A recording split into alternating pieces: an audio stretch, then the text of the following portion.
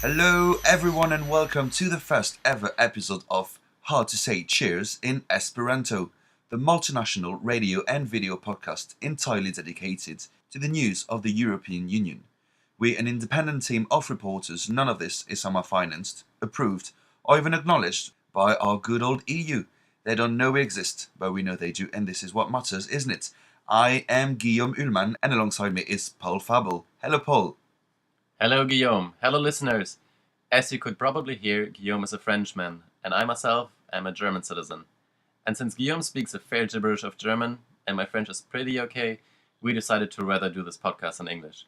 A language whose relation with the EU will pretty soon make very little sense. Thankfully, the Irish are sticking with us. Guillaume and I met at a pro-European Union gathering in Paris, and we decided to launch this podcast to keep our fellow European citizens up to date with the EU's work and its utility overall. Many of you may think that the EU has become useless and even sometimes anti-democratic. We want to correct these views when they appear to be wrong, but we also mean to take these criticisms seriously, for many of them are justified and we know it. Admitting this is a first step towards reaching solutions and improvements. That's right, Paul.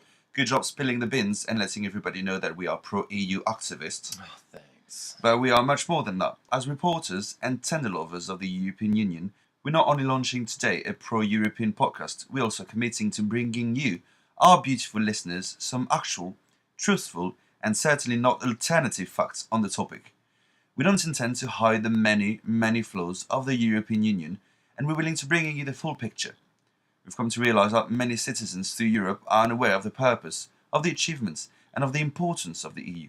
A lack of knowledge that leads to preconceived and often wrong ideas on the matter, creating Euroscepticism and counterproductive behaviours. So is everybody ready? Here we go! Cheers in Esperanto. Does anybody know how to say Cheers in Esperanto. Good lord. Yep, you guessed it. We have no money. We had to create that jingle on our own with wooden sticks and duct tape. But it doesn't matter. This is not going to stop us from enlightening you with today's news. Paul, what's on the menu, mate? Thanks, Guillaume. This is what the chef has prepared for you today.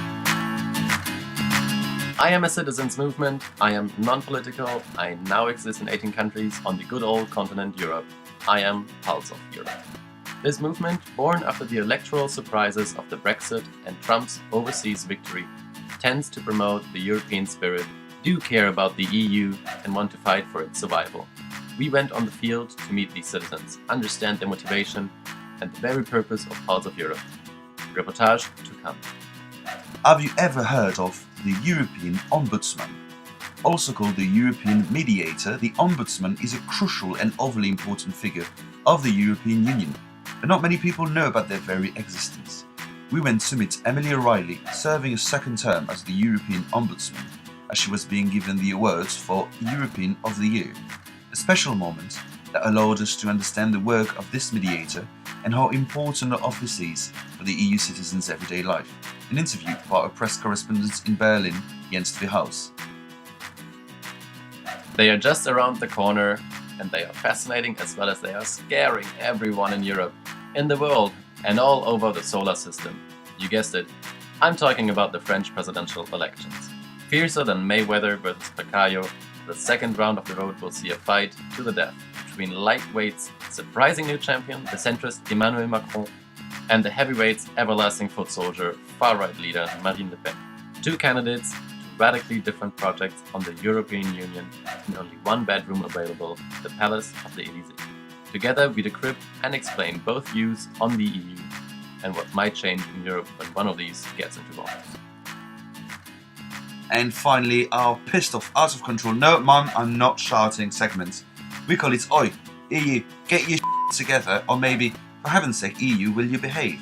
We've not quite been able to make a decision on the name yet, but the point remains, it's the moment we get pissed at EU. A couple fights with Europe, if you want. Because yes, we love it, and yes, we want EU to keep existing and to keep growing.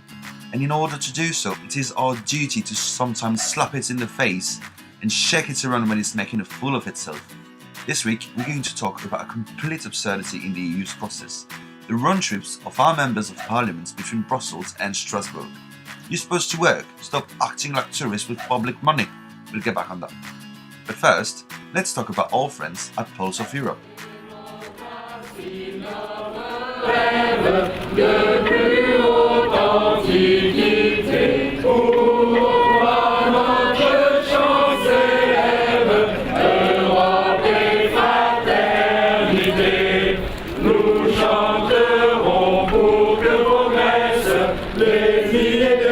Right, so, for a few months already, gatherings have been taking place on a very regular frequency, incredibly enough on Sundays of all days.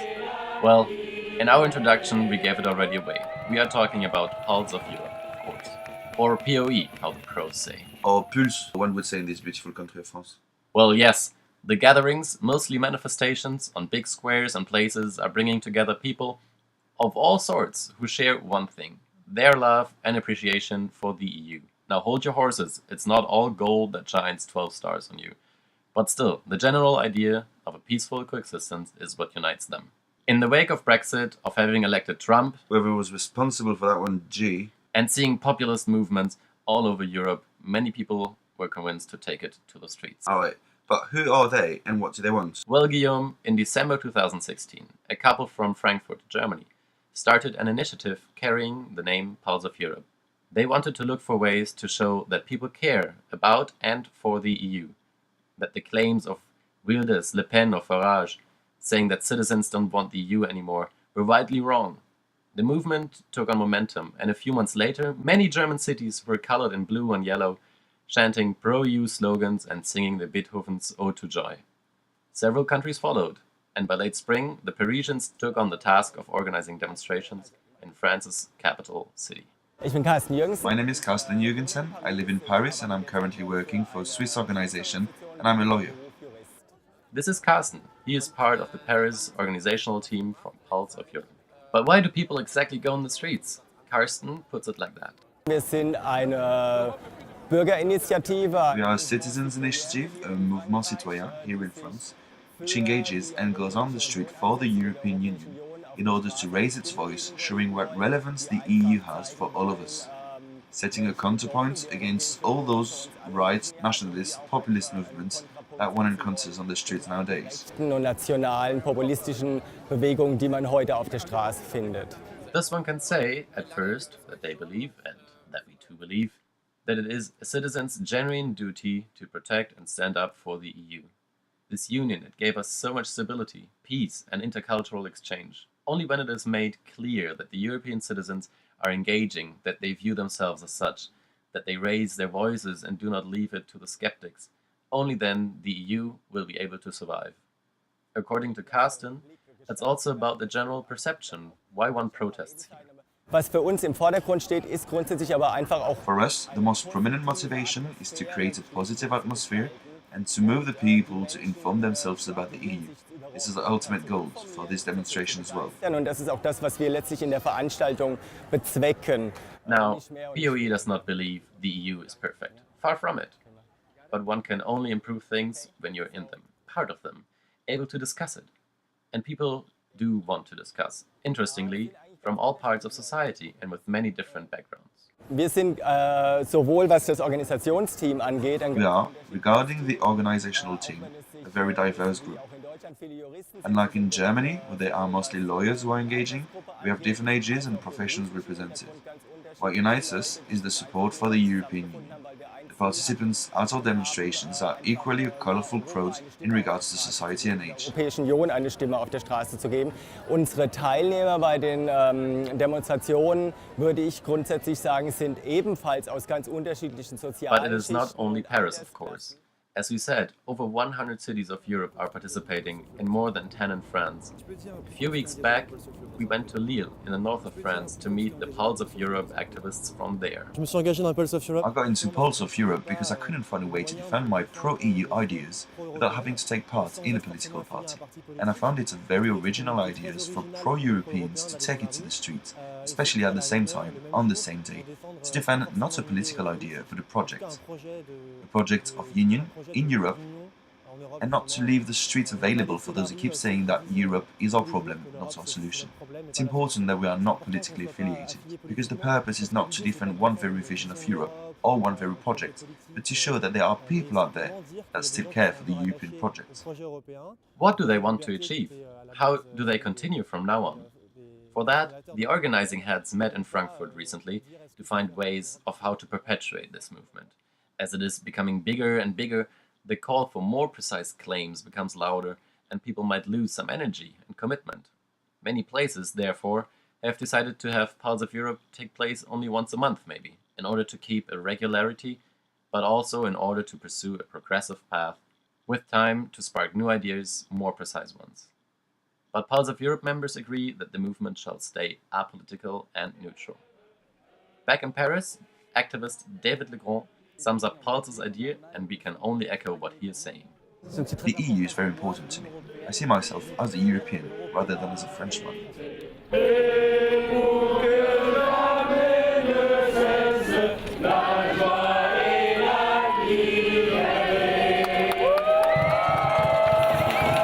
We'll keep you up to date with Pulse of Europe's future development, but it's now time to move on to the burning topic of the moment, the French elections. Back to you, Guillaume. Thanks, Paul. It is the next crucial electoral deadline in Europe in 2017. After the Dutch parliamentary elections, before the snap general elections in the UK, wanted by Theresa May, months before the German choice of a new or not chancellor, the French are about to pick a new head of state. I'm not gonna lie, fellows, as a French national myself, the upcoming second round of the elections worries me more than a little. And I'm not the only one. All over Europe and the world, signals of fears and hope have been addressed to the French people. From overseas, the elections being carefully followed by the United States and by Canada. Everybody remembers Barack Obama's message towards Emmanuel Macron. But mostly from our fellow European co-citizens, aware that the choice we're going to make on May 7 will have a massive impact on the future of the European Union. This sounds like a lot is at stake, Guillaume. It's not just you who's worried, I guess. Without a doubt, for the next French president is going to shove the EU. Not only because France is one of its founding countries, or because it is at the moment its second largest economy, but also because the two candidates that are qualified for the second round of votes couldn't possibly have more opposite views on the EU. On the right corner, Marine Le Pen, a far-right candidate whose political party, the Front National, has always supported ideas of isolation, strong border control, and is wickedly against the European Union altogether, but also against the euro currency and the Schengen area. C'est dans le sillon de ces larges rassemblements, mes amis, que nous nous inscrivons. On the other side of the aisle, calling it the left corner may not be a great choice of words, stands Emmanuel Macron, the leader of En Marche, a centrist movement that has barely just celebrated 1 year of existence and isn't quite yet a political party.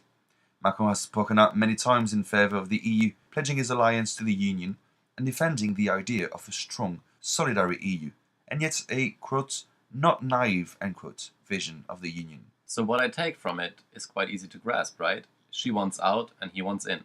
But beyond this core statement, what are the analysis and the projects of each candidate? They have probably both tried to be a bit more precise, right?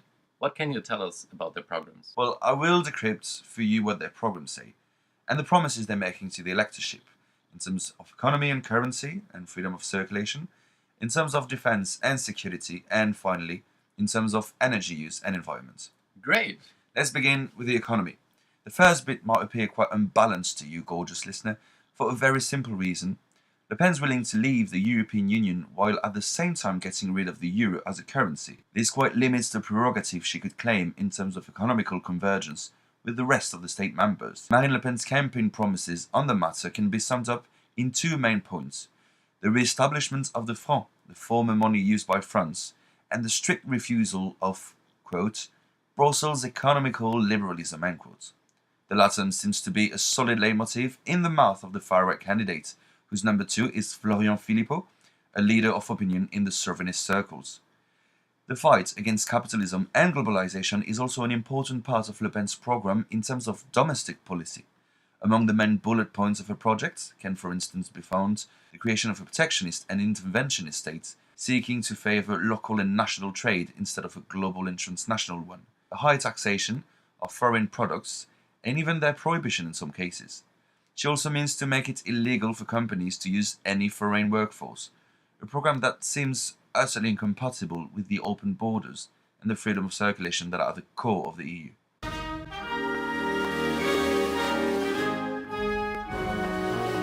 On Macron's side, on the opposite, the economical strategy appears to follow a convergence with the other members of the Union.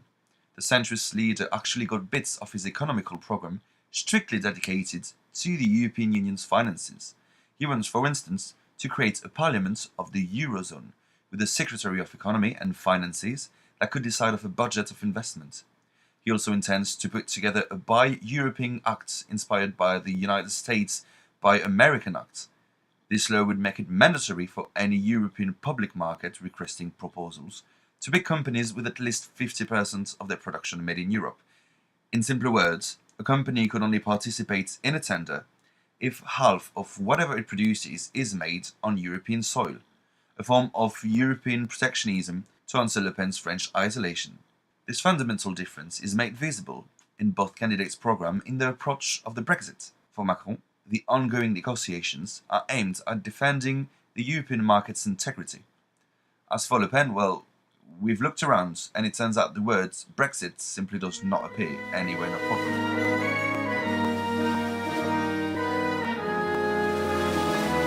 Crude opposition between the candidates resonates when the topics of defence and security are put under the magnifying glass. This time again, in Le Pen's view, no European project is considered. Front National's leader envisages a national defence system that would not cooperate with France's direct neighbours, but rather act unilaterally in the world. A vision that Macron doesn't share.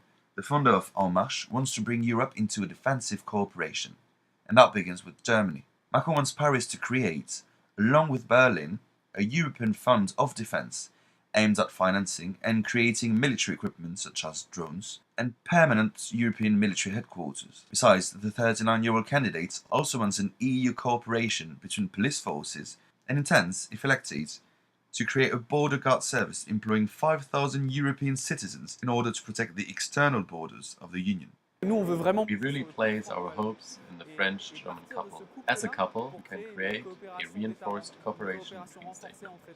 Emmanuel Constantin is Emmanuel Macron's spokesperson in the department of Le Loiret in the centre of France. This young engineer agreed to answer our questions after participating into a debate in Orléans organized by the French European movement. What we want to build, along with Germany, is first an industrial research project. We know there are already some companies working together in both countries on that topic. But we also want to establish a dialogue with Berlin to build an independent force that Germany wants and needs. As long as we've got a hold of Emmanuel Constantin, what can you tell us about Macron's vision for environment and energy use? By the look at his programme, Emmanuel Macron intends to turn France into a leader of the fight against bee-killing pesticides and endocrine disruptors. He's got a plan to renovate badly isolated buildings by 2022. By then, the centrist candidate also wants that at least 50% of the food served in school and company restaurants be organic. Another important part of his programme consists of cutting half the amount of atmospheric pollution generated by cars, using a state subvention to help citizens buy new, more environmental-friendly cars. What about his opponent? What's her plan for the Earth? According to Marine Le Pen, once again, it is by isolating France from the rest of Europe that solutions will appear. The far-right candidate is in favour of the narrow circuits from production to consumption. By closing the borders, the Front National leader intends to maintain a local production of clean products and to keep potentially toxic ones from entering the country. And though she plans on reducing France's dependency on fossil energy, she shows no intention of stopping the country's nuclear power. On the opposite, Le Pen means to modernize it and refuses to close the Fessenheim power plant, the oldest of the country, whose shutdown has been debated and planned for years. This appears to be a very, very polarizing election, dude. Two visions, two projects, and one candidate who wants to build, and another that intends to undo. Yes, indeed, Paul. On Sunday, the 7th of May, the French people will make a decision for themselves, as well as for the rest of the European Union altogether. Emmanuel Constantin's full video interview is on display on our website www.cheersinesperanto.eu. Feel free to have a look and a listen.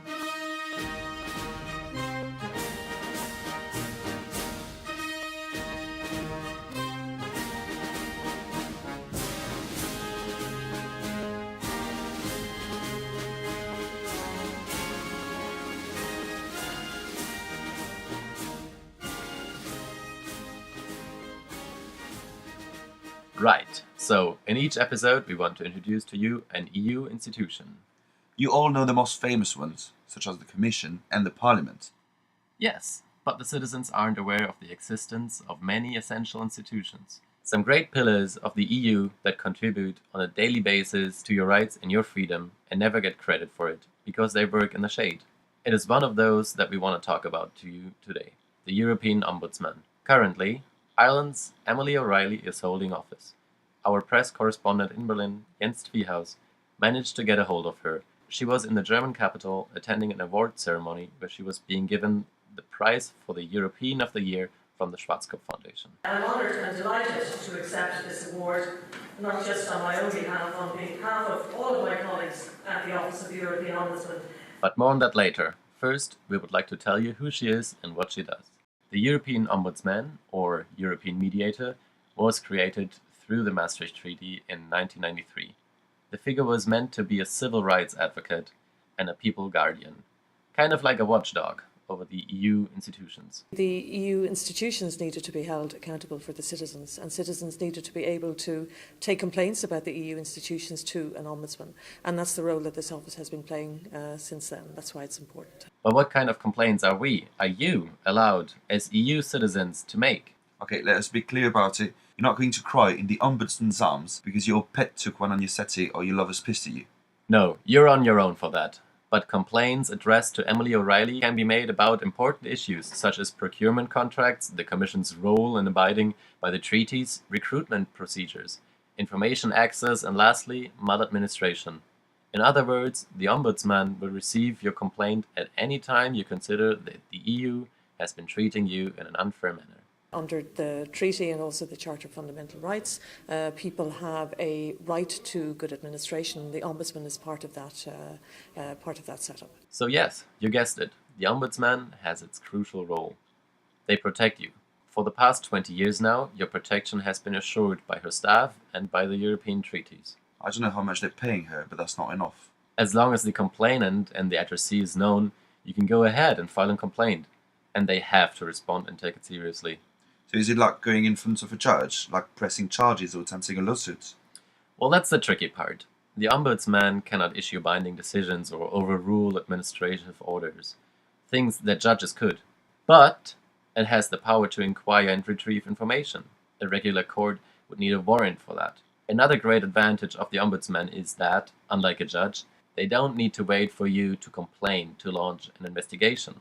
They can start investigating regardless of that. I have very strong powers of investigation. I can look at any record I need to look at in order to determine an investigation, the outcome of a case. I can require any official to come before me and give evidence in relation to any case. I don't make binding decisions. I'm not a judge, but 90% of the recommendations that I make are accepted by the institutions of the EU. Emily O'Reilly stated on many occasions that she would rather want to push for cultural change, meaning change in an institution's general conduct, and that she can use her political weight and independence from the EU in a better and unique way than other entities possibly could. So what I do is carry out strategic, systemic investigations into areas which concern, for example, transparency. For example, one of the first strategic investigations I carried out had to do with TTIP, the trade negotiations between the European Union and the United States, very important.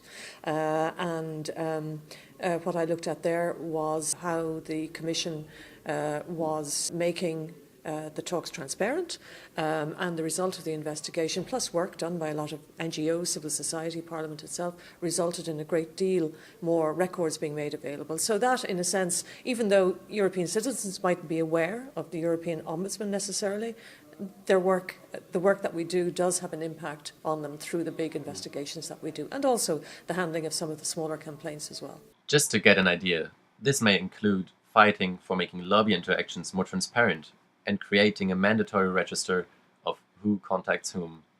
Another important case Emily O'Reilly handled is the fight to make the Commission abandon its unlawful pesticide approval practices, as pesticides that were not unequivocally harmless had been authorized. That is deadly important. Quite literally, and I think it's pretty clear now, the Ombudsman's work is overly important, but unfortunately, far too unknown by EU citizens. Europeans, go check out Emily O'Reilly's work. Her office is on Twitter and Instagram @Ombudsman, and the position definitely deserves more recognition. The Schwarzkopf Foundation has understood that and has awarded Emily O'Reilly with the prize of the European of the Year. Thank you again for this great honour. Emily O'Reilly's words were recorded by our press correspondent in Berlin, Jens Twiehaus. To watch the whole video interview that took place in Berlin in April 2017, go on our website www.cheersinesperanto.eu.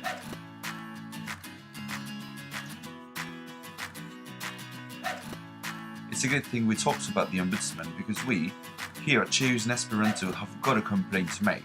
Hold on to your pillows because it's time to get pissed.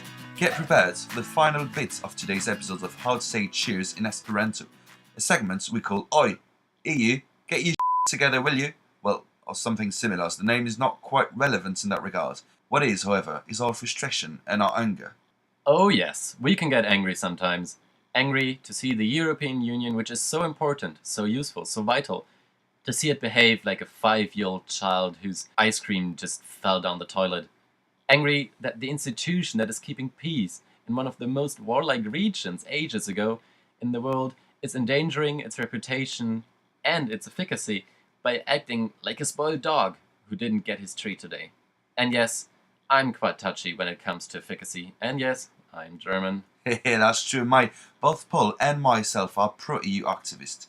You got that, we're not hiding it. But that does not mean we're willing to look away every time the Union doesn't care about the principles it's bound to defend or does irrational and ridiculous things. On the contrary, we have the firm intention to point them all out. Our purpose isn't to make the EU less credible, but to shake it and to slap it and to yell at it until it starts acting as the grown-up it is.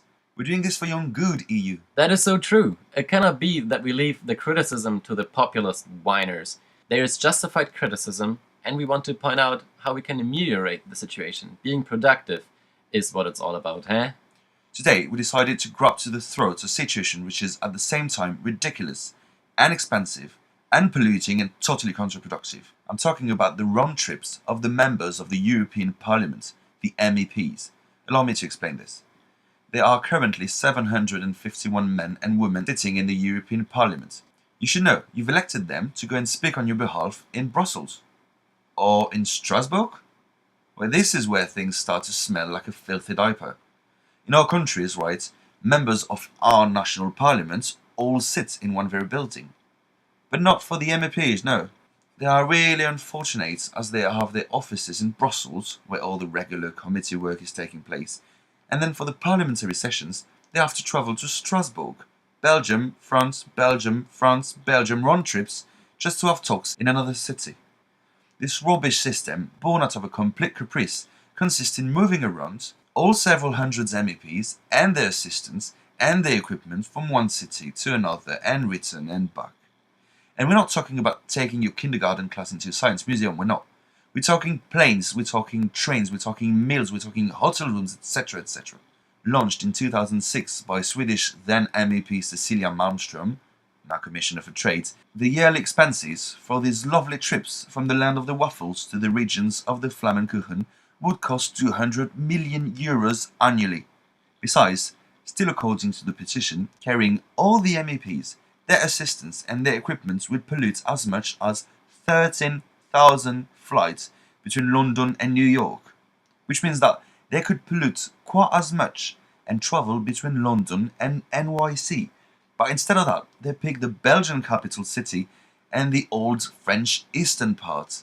Therefore, they're not just wasting money and polluting air, they're being bloody boring. Whoop whoop, Guillaume, let's stay realistic here, shall we? Is it really that bad? No, I guess it's not that bad, Paul. I'll tell you why. Malmström's petition is stating huge figures, but other observers do not quite agree with her calculation. Things actually get tricky here, because Malmström's point when launching a petition was for the Parliament to stop going to France and to only sit in Brussels.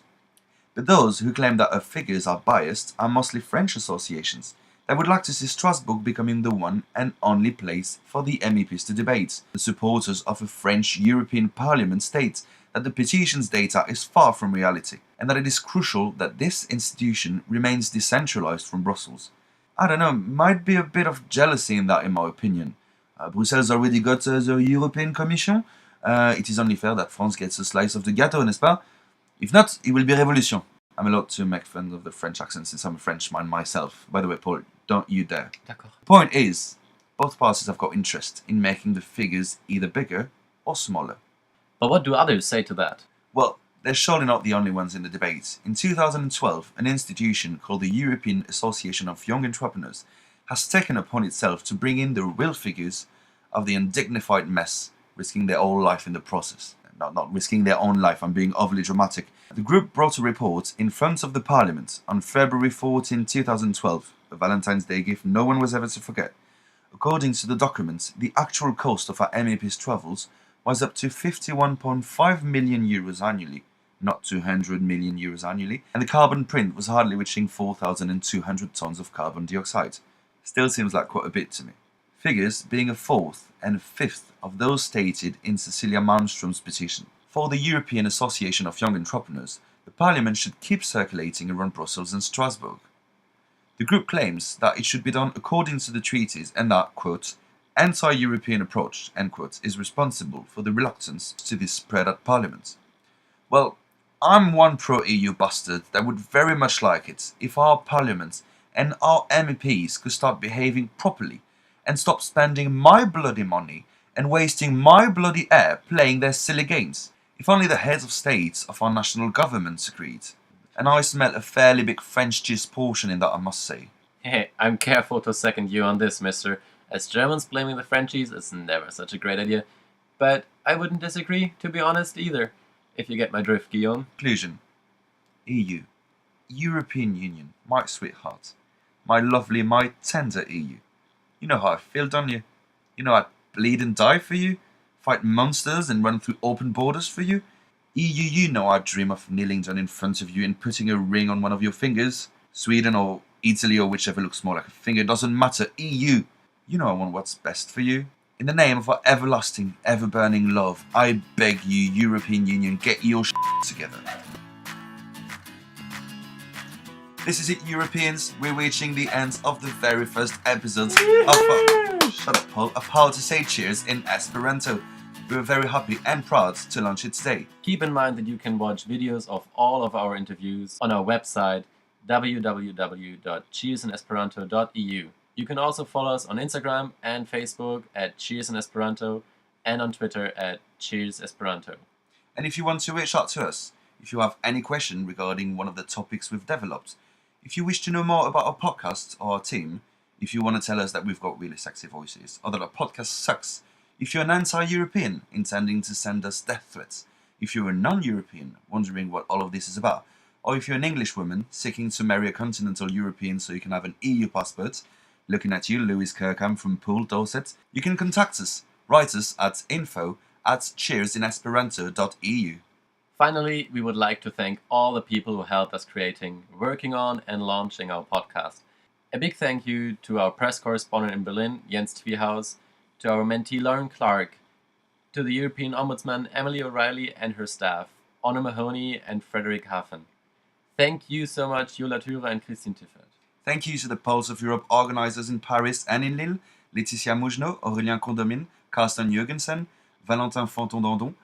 Thank you to François Zaragoza from the French European Movement and to Emmanuel Constantin for answering our questions. Thank you to Thomas Ullmann, Anne-Laure Cabot and Omar Erais for their amazing help. And finally, thank you to Blandine Jouve, David Legrand, Bogdan Stanchulescu and Margot Durand. To all of them and to all of you, and until next time, Cheers in Esperanto!